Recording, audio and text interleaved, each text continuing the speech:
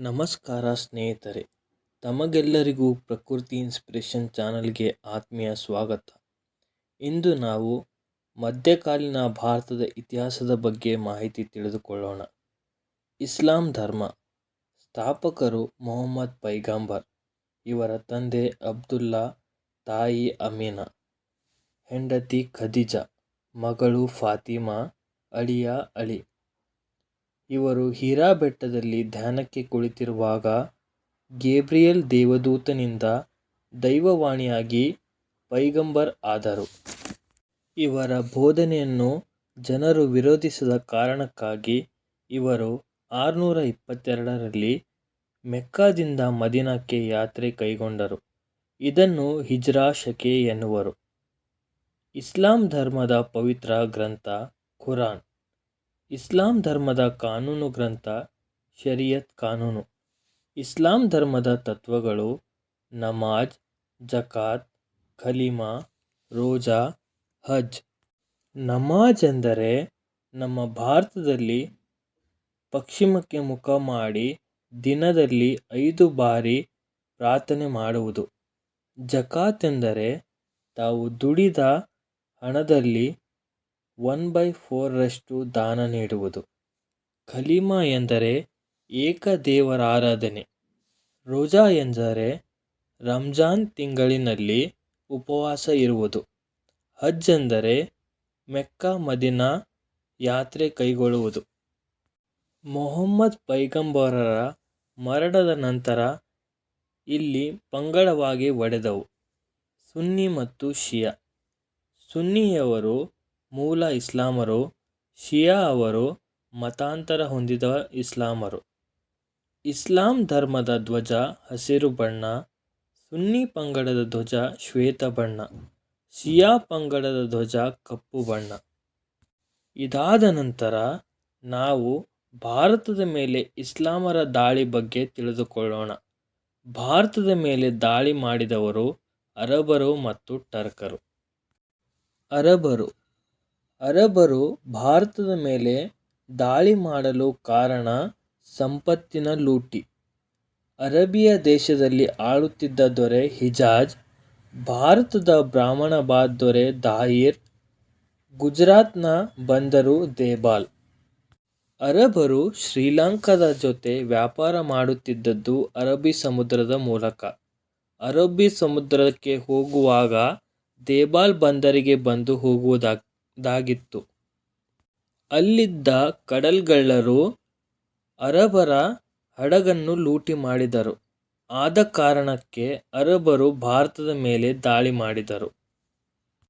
ಅರಬರ ದೊರೆ ಹಿಜಾಜನು ತನ್ನ ಉಸ್ತುವಾರಿಯನ್ನು ದಾಹಿರನ ಆಸ್ಥಾನಕ್ಕೆ ಕಳುಹಿಸಿದನು. 711ರಲ್ಲಿ ಉಬೇದುಲ್ಲಾ ಖಾನನು ದಾಹಿರನ ಆಸ್ಥಾನಕ್ಕೆ ಬಂದನು. ಆದರೆ ದಾಹಿರನು ಆತನನ್ನು ಅವಮಾನಿಸಿ ಹೊಡೆದು ಹಿಂದಿರುಗಿಸಿದನು. ಅದಾದ ನಂತರ 712ರಲ್ಲಿ ಮೊಹಮ್ಮದ್ ಬಿನ್ ಕಾಸಿಮನು ದಾಹಿರನ ಆಸ್ಥಾನಕ್ಕೆ ಬಂದಾಗ ಅವರಿಬ್ಬರ ನಡುವೆ ರಾವರ್ ಅಥವಾ ರೋವರ್ ಕದನ ನಡೆದಿತ್ತು. ಅಲ್ಲಿ ದಾಹಿರನು ಸೋತನು. ಅವನ ಮಕ್ಕಳು ಸೂರ್ಯದೇವಿ ಮತ್ತು ಪರಿಮಳ ದೇವಿಯನ್ನು ಮೊಹಮ್ಮದ್ ಬಿನ್ ಕಾಸಿಮನು ಹಿಜಾಜನಿಗೆ ಉಡುಗೊರೆಯಾಗಿ ಕಳುಹಿಸಿದನು. ಹಿಜಾಜನ ಆಸ್ಥಾನಕ್ಕೆ ಹೋದ ಸೂರ್ಯದೇವಿ ಪರಿಮಳ ದೇವಿಯವರು ಹಿಜಾಜನಿಗೆ, ನಮ್ಮನ್ನು ಮೊಹಮ್ಮದ್ ಬಿನ್ ಕಾಸಿಮನು ಮಾನಭಂಗಪಡಿಸಿ ಇಲ್ಲಿಗೆ ಕಳುಹಿಸಿದ್ದಾನೆ ಎಂದು ಹೇಳಿದಾಗ ಹಿಜಾಜನು ಸಿಟ್ಟುಗೊಂಡು ಮೊಹಮ್ಮದ್ ಬಿನ್ ಕಾಸಿಮನ ತಲೆ ಕಡಿದು ತರುವುದಾಗಿ ಸೈನಿಕರಿಗೆ ಹೇಳಿದನು. ಸೈನಿಕರು ಮೊಹಮ್ಮದ್ ಬಿನ್ ಕಾಸಿಮನ ತಲೆ ಕಡಿದು ಚರ್ಮದ ಚೀಲದಲ್ಲಿ ಹಾಕಿಕೊಂಡು ಬಂದಾಗ ಅದನ್ನು ಗಮನಿಸಿದ ಸೂರ್ಯದೇವಿ ಮತ್ತು ಪರಿಮಳ ದೇವಿಯವರು ತಾವು ಹೇಳಿರುವುದು ಸುಳ್ಳಂತ ಒಪ್ಪಿಕೊಂಡರು. ಅದನ್ನು ಕೇಳಿದ ಹಿಜಾಜನು ಬಹಳ ಸಿಟ್ಟುಗೊಂಡು ಅವರನ್ನು ಕುದುರೆಯ ಬಾಲಕ್ಕೆ ಕಟ್ಟಿ ಕೊಲ್ಲಿಸಿದನು. ಇದಾದ ನಂತರ ನಾವು ಟರ್ಕರ ಬಗ್ಗೆ ತಿಳಿದುಕೊಳ್ಳೋಣ. ಟರ್ಕರು ಭಾರತದ ಮೇಲೆ ದಾಳಿ ಮಾಡಲು ಉದ್ದೇಶ ಸಂಪತ್ತಿನ ಲೂಟಿ ಮತ್ತು ದೇವಾಲಯಗಳ ನಾಶ. ಟರ್ಕರು ಅಫ್ಘಾನಿಸ್ತಾನ್ ದೇಶದಲ್ಲಿ ಟರ್ಕಿ ಪಂಗಡಕ್ಕೆ ಸೇರಿದ ಗಜ್ನಿ ಪ್ರಾಂತ್ಯದವರು. ಇಲ್ಲಿ ಆಳ್ವಿಕೆ ಮಾಡುತ್ತಿದ್ದ ಮನೆತನ ಗಜ್ನಿ. ಗಜ್ನಿ ಮನೆತನದ ಸ್ಥಾಪಕ ಅಲ್ಪತಗಿನ್ ಗಜ್ನಿ 933. ಈತನ ಮಗ ಸಬಕ್ತಗಿನ್ ಗಜ್ನಿ 976 997 ಆಳ್ವಿಕೆ ಮಾಡಿದನು. ಈತನು ಭಾರತದ ಪಂಜಾಬ್ ಪ್ರಾಂತ್ಯದ ದೊರೆ ಜೈಪಾಲನ ವಿರುದ್ಧ ಲಂಗಾನ್ ಯುದ್ಧದಲ್ಲಿ ಜೈಪಾಲನನ್ನು ಸೋಲಿಸಿದನು. ಸಬಕ್ತಗಿನ್ ಗಜ್ನಿಯ ಬಿರುದು ಅಮೀರ್ ಉಲ್ ಉಮರ್. ಈತನ ಮಗನೇ ಮೊಹಮ್ಮದ್ ಗಜ್ನಿ. ನಾವು ಇವಾಗ ಮೊಹಮ್ಮದ್ ಗಜ್ನಿಯ ಬಗ್ಗೆ ಮಾಹಿತಿ ತಿಳಿದುಕೊಳ್ಳೋಣ. ಈತನ ಆಳ್ವಿಕೆ 997 1030. ಗಜ್ನಿ ಮನೆತನ ಪ್ರಸಿದ್ಧ ಸುಲ್ತಾನ ಬಿರುದು ಪಡೆದು ಆಳ್ವಿಕೆ ಮಾಡಿದ ಮೊದಲ ವ್ಯಕ್ತಿ. ಈತನ ಉದ್ದೇಶ ಭಾರತದ ಸಂಪತ್ತು ಲೂಟಿ ಮಾಡುವುದು ಮತ್ತು ಹಿಂದೂ ದೇವಾಲಯಗಳ ನಾಶ ಈತನ ಉದ್ದೇಶವಾಗಿತ್ತು. ಈತನು ಭಾರತದ ಮೇಲೆ 17 ಬಾರಿ ದಾಳಿ ಮಾಡಿದನು. ಈ 17 ಬಾರಿ ದಾಳಿಯ ಬಗ್ಗೆ ಹೇಳಿದ ಇತಿಹಾಸಕಾರ ಹೆನ್ರಿ ಇಲಿಯಟ್. ಈತನ ಆಸ್ಥಾನದಲ್ಲಿದ್ದ ಕವಿ ಉತುಬಿಯ ಕೃತಿ ತಾರೀಖೆ ಯಾಮಿನಿ ಮತ್ತು ಈತನ ಜೊತೆ ಭಾರತಕ್ಕೆ ಬಂದ ವಿದ್ವಾಂಸ ಅಲ್ಬೆರೂನಿಯ ಕೃತಿ ತಾರೀಖೆ ಹಿಂದ್. ಈತನು ಭಾರತದ ಮೇಲೆ ದಾಳಿ ಮಾಡಲು ಖೈಬರ್ ಕಣಿವೆ ಮೂಲಕ ಬಂದನು.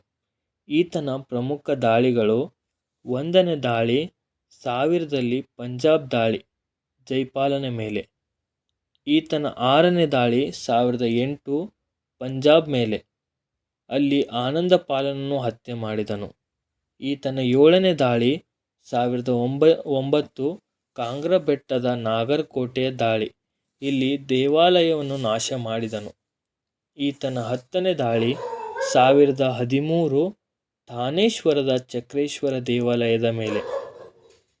ಈತನ ಪ್ರಮುಖ ದಾಳಿ 16ನೇದು 1025-26 ಗುಜರಾತ್ನ ಸೋಮನಾಥ ದೇವಾಲಯದ ದಾಳಿ, ಇಲ್ಲಿ ಆಳ್ವಿಕೆ ಮಾಡುತ್ತಿದ್ದ ಮನೆತನ ಸೋಲಂಕಿಗಳ ರಾಜ ಭೀಮದೇವ ಆಳ್ವಿಕೆ ಮಾಡುತ್ತಿದ್ದನು. ಇಲ್ಲಿದ್ದ ವಜ್ರಲೇಪಿತ ಕಂಬ, ವಜ್ರಲೇಪಿತ ಲಿಂಗಗಳು, 2000 kg ತೂಕದ ಚಿನ್ನದ ಗಂಟೆಗಳನ್ನು ತೆಗೆದುಕೊಂಡು ಹೋದನು. ಇಲ್ಲಿದ್ದ ಶಿವಲಿಂಗವನ್ನು 4 ತುಂಡು ಕತ್ತರಿಸಿ ತೆಗೆದುಕೊಂಡು ಹೋದನು. ಈ ದೇವಾಲಯವನ್ನು ನಾಶ ಮಾಡಿದ ಕಾರಣಕ್ಕಾಗಿ ಈತನಿಗೆ ಘಾಜಿ ಎಂಬ ಬಿರುದು ಬಂದಿತ್ತು. ಈತನ ಕೊನೆಯ ದಾಳಿ 17ನೇ ದಾಳಿ 1027 ಸಿಂಧ್ ಪ್ರದೇಶದ ಜಾಟರ ದಾಳಿ, ಇದು ಈತನ ಕೊನೆಯ ದಾಳಿಯಾಗಿದೆ. 1030ರಲ್ಲಿ ಮೊಹಮ್ಮದ್ ಗಜ್ನಿಯು ಮರಣ ಹೊಂದಿದನು. ಈತ ಮರಣ ಹೊಂದಿದ ನಂತರ ಗಜ್ನಿ ಮನೆತನದ ಅಂತ್ಯವಾಯಿತು. ಗಜ್ನಿ ಮನೆತನದ ಅಂತ್ಯದ ನಂತರ ಘೋರಿ ಮನೆತನ ಸ್ಥಾಪನೆ. ಘೋರಿ ಮನೆತನದ ಸ್ಥಾಪಕರು ಅಲಾವುದ್ದೀನ್ ಹುಸೇನ್. ಈತ ಗಜ್ನಿ ಪ್ರದೇಶ ಸುಟ್ಟು ಆಳ್ವಿಕೆ ಆರಂಭಿಸಿದನು. ಈತನ ಬಿರುದು ಜಹಾನ್ ಸುರ್ಜಾ. ಈತನ ಮಗ ಮೊಹಮ್ಮದ್ ಘೋರಿ. ಮೊಹಮ್ಮದ್ ಘೋರಿಯ ಬಗ್ಗೆ ತಿಳಿದುಕೊಳ್ಳೋಣ. ಮೊಹಮ್ಮದ್ ಘೋರಿಯ ಆಳ್ವಿಕೆ 1176ರಿಂದ 1206ರವರೆಗೆ. ಈತನ ಮೂಲ ಹೆಸರು ಶಹಬುದ್ದೀನ್.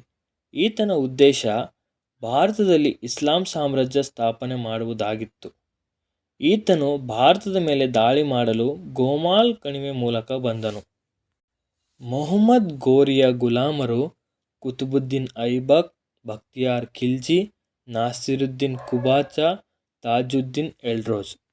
ಈತನ ಪ್ರಮುಖ ದಾಳಿಗಳು: 1176ರಲ್ಲಿ ಮುಲ್ತಾನ್ ದಾಳಿ ಕಾರ್ಮಿತಿಯರು. 1178ರಲ್ಲಿ ಗದರ್ಗಟ್ಟಿ ಕದನ ಘೋರಿ ಮತ್ತು ನಾಯಕಿ ದೇವಿ, ಇಲ್ಲಿ ನಾಯಕಿ ದೇವಿ ಗೆದ್ದಳು. ತದನಂತರ 1191ರಲ್ಲಿ 1ನೇ ತರೈನ್ ಕದನ ನಡೆಯಿತು. ಇದು ಘೋರಿ ಮತ್ತು 3ನೇ ಪೃಥ್ವಿರಾಜ್ ಚೌಹಾಣ್ ನಡುವೆ ನಡೆಯಿತು. ಇಲ್ಲಿ 3ನೇ ಪೃಥ್ವಿರಾಜ್ ಚೌಹಾಣ್ ಗೆದ್ದನು. ತದನಂತರ 2ನೇ ತರನ್ ಕದನವು 1192ರಲ್ಲಿ ನಡೆಯಿತು. ಇದು ಘೋರಿ ಮತ್ತು 3ನೇ ಪೃಥ್ವಿರಾಜ್ ಚೌಹಾಣ್ ನಡುವೆ ನಡೆಯಿತು. ಇಲ್ಲಿ ಮೂರನೇ ಪೃಥ್ವಿರಾಜ್ ಚೌಹಾಣ್ ಸೋತನು.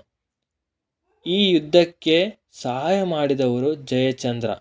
ಇದಾದ ನಂತರ 1194ರಲ್ಲಿ ಚಾಂದ್ವಾರ್ ಕದನದಲ್ಲಿ ಗೋರಿಯು ಜಯಚಂದ್ರನನ್ನು ಸೋಲಿಸಿದನು. ಇದಾದ ನಂತರ ಮೊಹಮ್ಮದ್ ಗೋರಿಯ ಗುಲಾಮರು 1197ರಲ್ಲಿ ಕುತುಬುದ್ದೀನ್ ಐಬಕ್ ಗುಜರಾತ್ ದಾಳಿ ಮಾಡಿ ಅಲ್ಲಿ ಇಲ್ತಮಿಶ್ನನ್ನು ಖರೀದಿಸಿದನು. ಇದಾದ ನಂತರ ಗುಲಾಮ ಬಖ್ತಿಯಾರ್ ಖಿಲ್ಜಿ 1202ರಿಂದ 1203ರಲ್ಲಿ ನಳಂದ ವಿಶ್ವವಿದ್ಯಾಲಯದ ಮೇಲೆ ದಾಳಿ ಮಾಡಿ ಅದನ್ನು ಸುಟ್ಟು ಹಾಕಿದನು. 1206ರಲ್ಲಿ ಲಾಹೋರ್ ಧಮ್ಮಕಯ ಸ್ಥಳದಲ್ಲಿ ಕೂಕಗಳ ದಾಳಿಯಿಂದ ಗೋರಿ ಮರಣ ಹೊಂದಿದನು. ಇಲ್ಲಿವರೆಗೆ ನಾವು ನೋಡಿರುವುದು ಇಸ್ಲಾಂ ಧರ್ಮದ ಸ್ಥಾಪನೆ ಮತ್ತು ಅದಾದ ನಂತರ ಭಾರತದ ಮೇಲೆ ಆದ ಇಸ್ಲಾಮರ ದಾಳಿಗಳ ಬಗ್ಗೆ. ನಾವು ಮುಂದಿನ ತರಗತಿಯಲ್ಲಿ ದೆಹಲಿ ಸುಲ್ತಾನರು ಮತ್ತು ಮೊಘಲ್ ಸಾಮ್ರಾಜ್ಯದ ಬಗ್ಗೆ ತಿಳಿದುಕೊಳ್ಳೋಣ. ಇಲ್ಲಿವರೆಗೆ ನನ್ನ ಕ್ಲಾಸನ್ನು ವೀಕ್ಷಿಸಿದ ತಮಗೆಲ್ಲರಿಗೂ ಧನ್ಯವಾದಗಳು.